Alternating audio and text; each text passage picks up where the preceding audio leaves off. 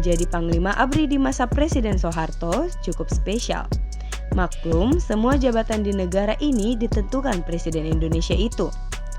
Jenderal M. Yusuf salah satu yang mendapat kepercayaan itu.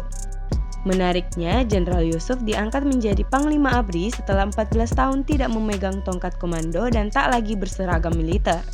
Pemilik nama lengkap Andi Muhammad Yusuf Amri itu harus latihan baris berbaris kembali selama 3 hari sebelum pelantikannya. Kisah Jenderal Yusuf antara lain bisa dilihat dalam buku Salim Said berjudul Dari Gestapo ke Reformasi Serangkaian Kesaksian. Pangkat terakhir M. Yusuf dalam ABRI adalah Brigadir Jenderal dengan jabatan Panglima Kodam 14 Hasanuddin. Ia lalu dipromosikan menjadi Menteri Perindustrian pada 1965 setelah berhasil menumpas pemberontakan Kahar Muzakkar. Jenderal Yusuf juga berjasa menumpaskan PKI. Saat peristiwa 1 Oktober 1965 meletus, Jenderal Yusuf sedang berada di Beijing. Begitu mendengar kabar kerusuhan, Jenderal Yusuf langsung pulang ke Indonesia. Tiba di Kemayoran, Jenderal Yusuf bukannya melapor ke Presiden Soekarno, melainkan ke Komando Cadangan Strategis Angkatan Darat atau Kostrad, tempat Soeharto memimpin operasi penumpasan Partai Komunis Indonesia. Keputusannya itu diduga karena insting politiknya, yakin era Soekarno sudah berakhir dan Soeharto lah yang bakal naik. M. Yusuf juga turut berperan sebagai kingmaker. Ia bersama Jenderal Basuki Rahmat dan Jenderal Amir Muhammad mendatangi Soekarno dan mendesaknya untuk mengeluarkan surat perintah 11 Maret atau Super Semar yang menjadi legitimasi Soeharto menggantikan Soekarno.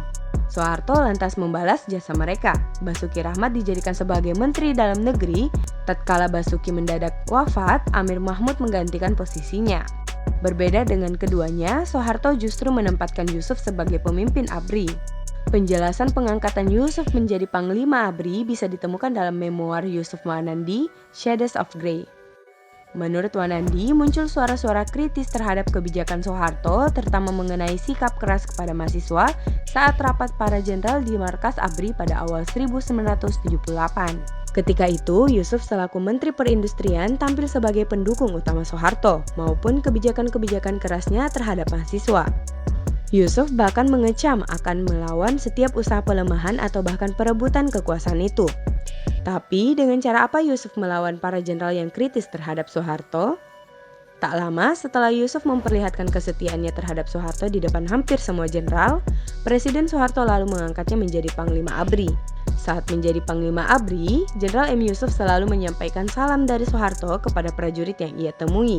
Ia juga sosok yang perhatian dan kunjungannya sontak membuat populer di mata prajurit maupun masyarakat. Tim Kreatif Herald Indonesia.